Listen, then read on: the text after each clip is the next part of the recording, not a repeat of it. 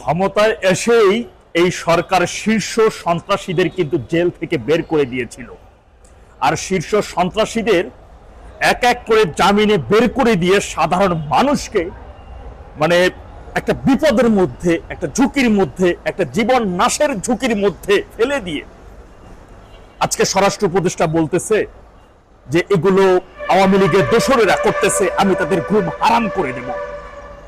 দেখলেন গতকালকে রাত্রে কিভাবে ভয়াবহ রকমের রাজধানীতে বিভিন্ন জায়গায় আফতাবনগর, মোহাম্মদপুর, বনশ্রী, ধানমন্ডি এলাকা দিয়ে কিভাবে ডাকাতি হচ্ছিল। মসজিদের মাইকে পর্যন্ত মাইকিং করা হচ্ছে, এলাকায় ডাকাত ঢুকেছে, সাবধান হন। গত 65 দিনে 72টি ধর্ষণের শিকার হয়েছে। আজকে অনিরাপত্তার মধ্যে ঝুঁকছে আমার বোনেরা, আজকে অনিরাপত্তার মধ্যে আমাদেরকে বাইরে বের হতে হচ্ছে। সন্ধ্যার পরে ঘর থেকে বের হবার আগে ঘরের মূল্যবান জিনিসগুলো বাসার মধ্যে রেখে আসতে হয়। আর সেখানে আজকে স্বরাষ্ট্র উপদেষ্টা সুন্দর করে বলেন যে এগুলো আওয়ামী লীগের দোসরেরা করছে, আমি তাদের ঘুম হারাম করে দেব। অথচ নিজেদের যে মানে কি বলবো যে ব্যর্থ, সেই ব্যর্থতার দায় তারা কখনো নেয় না। আমাদের দেশের একটা সবচাইতে বড় কি জানেন, এদের অনেক টাকা থাকে, পয়সা থাকে, নাম সুনাম সবকিছু থাকে, থাকে না শুধু একটা জিনিস, সেটা হচ্ছে লজ্জা।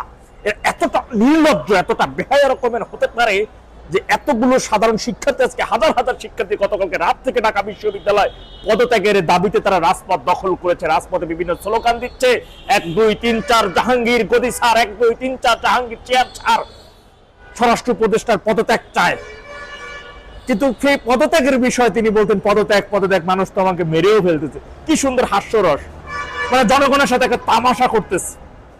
ভাই এই গল্পগুলো অনেকে পুরনো, আমরা বিগত সরকারের আমলে কিন্তু অনেক সময় দেখেছি দেশের কোনো দুর্বৃত্তরা কোনো ঘটনা ঘটালে, কোনো সন্ত্রাসী কর্মকাণ্ড চললে পার, এগুলো তারা করছে, এগুলো অন্য দল করছে, এগুলো সাধারণ জনগণের উপর কাটাঘায়ে নুনের সিটার মতো। গতকালকে কিন্তু চাইল্ড পক্ষে যারা ডাকাতি করছে, 1 2 ধর্ষককে গ্রেপ্তার করতেন, 1 2 ডাকাতকে গ্রেপ্তার করতেন।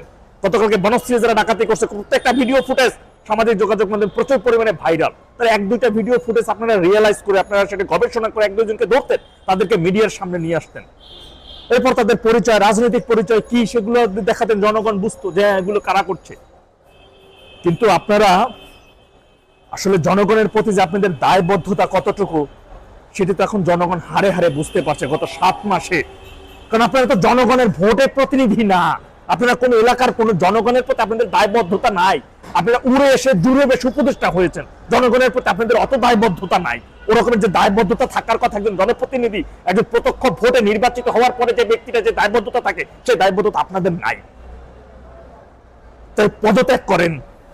জনগণ কিন্তু বেশি দিন পেটে ক্ষুধা আর বাইরে অনিরাপত্তা, জীবনের ঝুঁকি, কেউ আমাকে মেরে ফেলতে পারে, আমার স্বর্ণালঙ্কার লুট করতে পারে, আমার অর্থ লুট করে নিয়ে যেতে পারে, না পাইলে আমাকে ছুরিতে আঘাত করতে পারে। এই মৃত্যু ঝুঁকির মধ্য থেকে জনগণ কিন্তু সংস্কারের গল্প বেশি দিন শুনবে না। দ্রুত সময়ের মধ্যে পদত্যাগ করুন। আমি স্বরাষ্ট্র উপদেষ্টা আপনাকে বলছি, সম্মান থাকতে, লজ্জা থাকলে পদত্যাগ করুন। আপনারা পদত্যাগ করুন, দ্রুত সময়ের মধ্যে জাতীয় নির্বাচন দিয়ে ক্ষমতা ছেড়ে চলে যান। আসসালামু আলাইকুম।